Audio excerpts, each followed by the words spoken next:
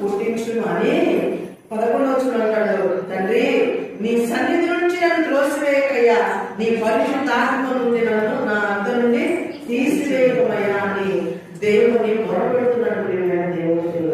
ఇదిగో శుద్ధ హృదయాన్ని నాకు అనుగ్రహించింది ఆయన. ఈ శుద్ధ హృదయాన్ని నాకు అనిపిస్తే నేను పవిత్రుని అవుతాను తండ్రి.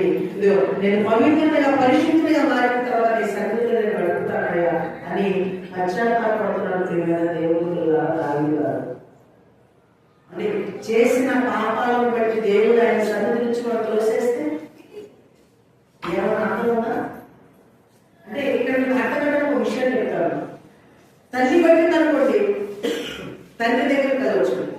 తండ్రి పడితే తల్లి ఓదార్చాలి. ఇద్దరు కలిసి పడితే ఎక్కడికి వెళ్ళాలి?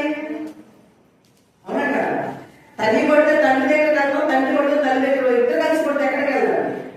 కానీ మీకు అర్థమైతే మనం చేసిన తప్పులను బట్టి దేవుడు ఆయన సన్నిధి నుంచి మనం వెలివేస్తే, ఆయన ఆత్మను మనం ఎదుర్చి తీసివేస్తే మన పరిస్థితి ఏంటి? మన భవిష్యత్తు ఏంటి? మన పరిస్థితులు ఏమైపోవాలి? మనం ఏమైపోవాలి? ప్రియమైన దేవుడు చూడాలా? అయినా దేవుడు అంటున్నాడు, నేను తెలియజేశాడు కాబట్టి నేను కనికరిస్తానని ఆయన కృపను బట్టి మరి సంవత్సరంలోని ఆయుష్కాలాన్ని పొడిగిస్తున్నాడు. ఈ కసి మనం ఏం చేయాలి? దావీదు గారు ఎలాగైతే తప్పులు చేసిన తర్వాత ఎట్లాగైతే పశ్చాత్తాపడ్డాడో, ఎలాగైతే ఏడ్చాడో, ఎలాగైతే రోధించాడో, తండ్రి నీ విషయంలో నేను ఇప్పుడు ఏదో విషయంలో తప్పు చేస్తున్నానయ్యా, అయినా నా ఎవరు దయ చూపించి మరి ఒక సంవత్సరంలోనికి నా ఆయుష్కాలాన్ని పొడిగిస్తున్నావయ్యా. కాబట్టి ఈ నూతన సంవత్సరంలోనైనా నా యొక్క శుభ హృదయాన్ని నా అంతరంగంలో స్థిరమైన మనసు కలిగించినైనా ఇది నాకు ప్రసాదిస్తే ఈ నూతన సంవత్సరం మొదలుకున్న డిసెంబర్ 31వ తారీఖు వరకు కూడా నాయన నీ యొక్క పవిత్రునిగా పరిశుద్ధిగా నేను బ్రతుకుతానని ఒక పశ్చాత్తాపంతో కూడినటువంటి విజ్ఞాపన దేవుడు మనం చేయాలి.